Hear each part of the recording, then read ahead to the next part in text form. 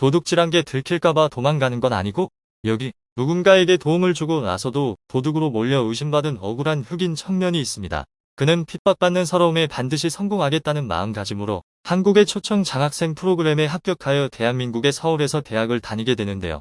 공부하기 좋은 환경에서 학업의 꿈을 펼친 것도 잠시 쓰러진 그는 의사로부터 청천벽력 같은 소리를 들으며 왜 이렇게 자신의 인생이 안 풀리는 건지 눈물을 흘리며 힘들어합니다. 하지만 절망에 빠진 이 청년에게 한 줄기 빛이 내려오게 되는데요. 과연 그에게 어떤 일이 있었던 것일까요? 자세히 알아보겠습니다.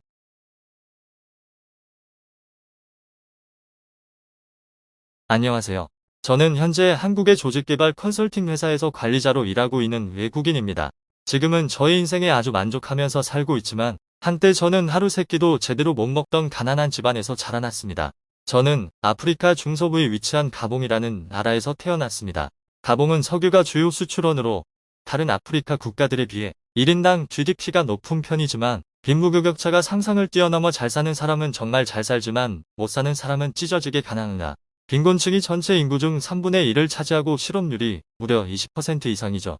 이런 나라에서 태어난 제가 할 수 있는 것이라곤 가봉을 탈출해서 외국에서 좋은 교육을 받는 것이었습니다.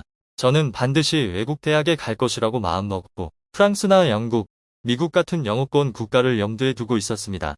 가봉은 프랑스어가 공용어이기 때문에 프랑스어는 당연히 원어민 수준으로 잘할 수밖에 없었고 영어도 언어교육 공사를 하러 오신 외국인 선생님들 덕분에 잘하는 편이었거든요. 하지만 한 사건이 저의 이런 생각을 바꿨습니다. 학교도 다니면서 생계도 도와야 했던 저는 외부르벨 병원에서 일하고 있던 미국인 의사 집에서 자비를 도와주고 있었습니다. 선교사나 봉사단으로 오신 분들과 달리 이 의사는 아주 거만했습니다. 그 의사는 가봉의 수도인 리브르빌이 자꾸 후지다면서 돈만 아니었으면 이런 청구석에 올 일 없었을 거라고 투덜댔습니다. 가정부는 저에게 부부의 대화를 엿들으면서 알게 된 내용을 말해줬는데요. 그는 원래 미국 LA 병원에서 일했지만 병원에서 큰 싸움을 일으켰다가 잘렸고 외국인 의사에게 많은 돈을 주겠다고 제시하는 리브르빌 병원으로 오게 된 것이라고 합니다. 하지만 돈값을 못해 병원 쪽에서도 불만이 많은 모양이었습니다. 저는 그런 말을 들을 때마다 그러려니 하고 묵묵히 일만 했습니다. 그러던 어느 날 정원에서 일하고 있는데 아이의 새된 비명소리가 들렸습니다. 제가 깜짝 놀라 뛰어가 보니 전에 운전기사로 일했던 알리 아저씨가 집주인의 딸을 끌고 가려고 하고 있었습니다. 아저씨는 제가 다가오자 무기를 휘두르며 위협했지만 저는 아이를 구하기 위해 몸싸움도 불사하고 구해냈습니다. 당연히 그 과정에서 저는 조금 다치고 말았죠. 몸싸움을 보고 깜짝 놀란 다른 고용인들이 경찰을 부르면서 사태가 일단락됐고 저는 병원에 가서 처치를 받았습니다. 조금 섭섭한 게 목숨이 위험할 정도의 부상은 아니었지만 자기 자식을 구하느라 다친 저를 보고도 사모님은 신경도 안 쓰고 딸만 챙기더군요. 경찰 조사 결과에 따르면 알리 아저씨가 이런 일을 벌인 것은 개인적인 원한 때문이었습니다. 희귀병으로 사립병원에 입원하고 있는 딸의 병원비 때문에 마음이 급해진 알리 아저씨는 미국인 의사에게 급해서 그러는데 월급 절반만 가불해주면 안 되겠느냐고 사정했는데 미국인 의사는 수락을 들어주기는커녕 3년이나 일한 아저씨를 잘라버렸죠. 결국 딸이 위중한 상태가 되자 알리 아저씨는 분노했고 하지 말아야 할 일을 저지른 것입니다. 그리고 진상 미국인 가족의 만행은 결국 저에게까지 번졌습니다. 왼쪽 손을 다친 제가 당분간 일을 못하게 될 것 같다고 사모님께 말씀드렸더니 사모님은 눈살을 찌푸리며 이렇게 말했습니다. 도둑질한 게 들킬까봐 도망가는 건 아니고 허영심이 강한 사모님은 딸에게도 명품 옷을 입히거나 액세서리를 착용하게 했는데 사모님의 말에 따르면 그 사건 이후 목걸이가 없어졌다고 합니다. 알리 아저씨는 이미 경찰이 샅샅이 수색했는데도 목걸이를 찾을 수 없었으니 결국 의심의 화살이 저에게 돌아온 것입니다. 저는 너무 기가 막혔습니다. 자기 딸을 구해준 사람을 도둑으로 의심하다니. 억울하다고 하소연했지만 사모님은 여전히 의심의 눈초리로 바라보았습니다. 화가 난 저는 이딴 집에서는 더 이상 일하고 싶지 않다고 박차고 나갔고 뒤에서는 사모님이 제 말을 듣고 우리 집 때문에 먹고 사는 주제에 배은망덕하다며 난리였습니다. 친하게 지내던 가정부 아주머니에게 이제 관둔다고 말하려는데 불쌍한 눈초리로 저를 본 아주머니가 충격적인 말을 꺼내셨죠. 내가 그 여자의 함정에 빠진 거야.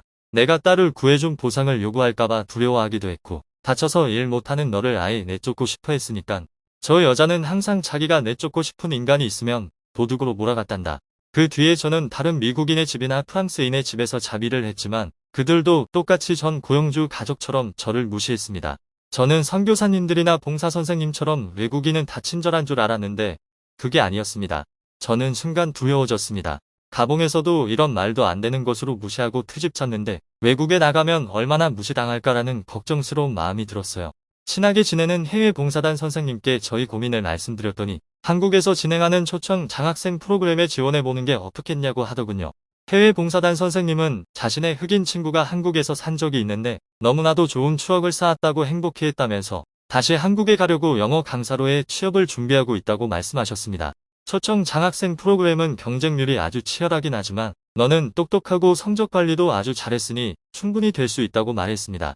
선생님의 말씀을 듣고 한국에 대해서 찾아본 저는 조금 긴가민가 했습니다. 인터넷이나 책에 나온 내용을 보면 한국은 다문화 가정이 늘어나는 추세지만 여전히 한국인이 압도적으로 많고 단일 민족의 정서가 강하다고 나와 있었거든요. 과연 이런 나라에서 흑인인 저를 받아줄까 걱정되었어요. 하지만 선생님의 말씀을 한번 믿어보자는 마음으로 지원을 했고 150대 1이라는 살벌한 경쟁률을 뚫고 합격한 저는 서울의 한 대학에 입학하여 학비와 생활비를 지원받을 수 있게 됐죠. 한국에 온 지 얼마 안 됐을 때 저는 한국 사람들이 흑인을 적대하는 줄 알고 착각했어요. 버스를 타면 아저씨 아줌마들이 저를 뚫어져라 쳐다보곤 했거든요. 마치 외국인이 왜 여기에 왔냐는 표정이었습니다. 그리고 저를 쳐다보며 뭐라 하는 사람들도 있었는데 저는 선생님의 말하고는 전혀 다르다고 한국은 역시 나 같은 사람을 좋아하지 않는구나 라고 속상해했습니다. 하지만 시간이 흐르고 한국에 적응하게 되면서 이것은 저의 오해였다는 것을 알게 되었습니다. 실상은 한국에서는 흑인을 볼 일이 많지 않다 보니 어르신들이 저를 호기심 어린 눈으로 쳐다봤을 뿐 악의는 없었던 것이죠. 저에게 뭐라 한 것도 조롱하거나 욕을 한 것이 아니라 어디서 왔냐고 물어보는 거였는데 그 당시에 한국어를 전혀 못하던 제가 맘대로 생각해버렸던 것이죠. 나이가 정말 지긋하신 할머니들의 경우에는 저를 신기하다고 만져보는 분도 계셔서 당황스러웠지만 나쁜 의도가 아니란 걸 알게 된 후에는 그러려니 하고 넘기게 되었습니다. 젊은이들의 경우에는 그런 행동이 외국인에게 오해를 불러일으킬 수도 있다는 것을 알고 있다 보니 뚫어져라 쳐다보거나 만지는 행동을 하는 사람이 없었습니다.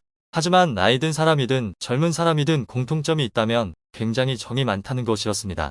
식당에 가도 아주머니들은 먼 나라까지 와서 고생이 많다면서 고봉밥을 퍼주거나 서비스로 음료수를 챙겨주시곤 했고 친구들이나 국제교류처 직원들도 제가 한국에 잘 적응할 수 있도록 항상 도와줬습니다.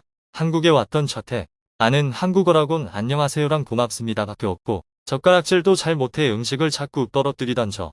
이제는 몇 년이 지나자 식당 이모한테도 능청나게 반찬 더 달라고 조르기도 하고 한국인한테도 길을 알려줄 정도로 완벽하게 적응했습니다.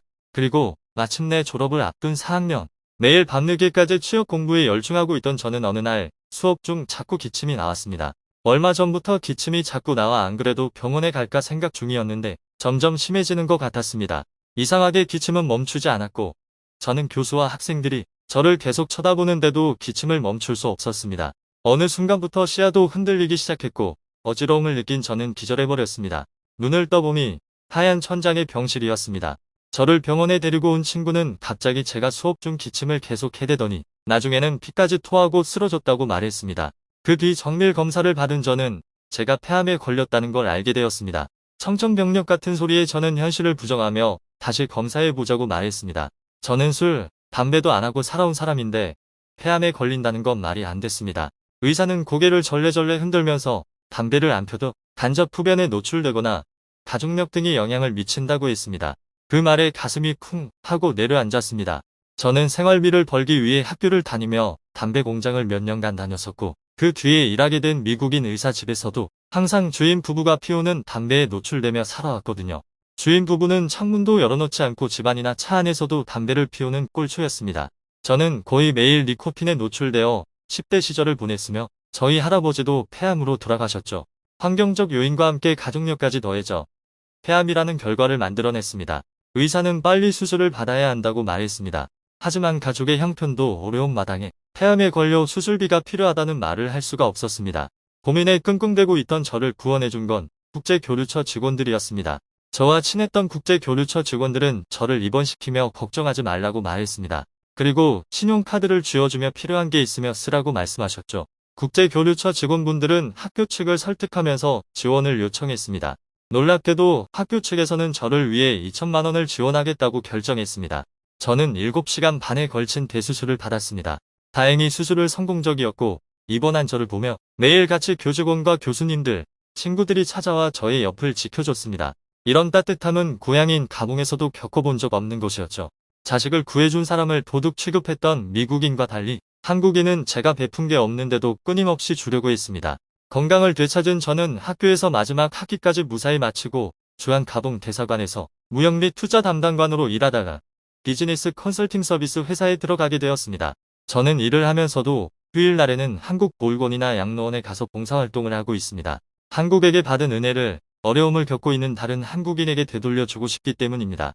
저의 목숨을 살려준 한국에게 앞으로 평생 은혜를 갚으며 살고 싶습니다. 한국 덕분에 목숨을 구한 가봉 청년의 이야기 어떻게 들으셨나요? 저희는 항상 재밌고 감동적인 사연을 기다리고 있으니 제보 부탁드리겠습니다. 이상 클립 뉴스였습니다.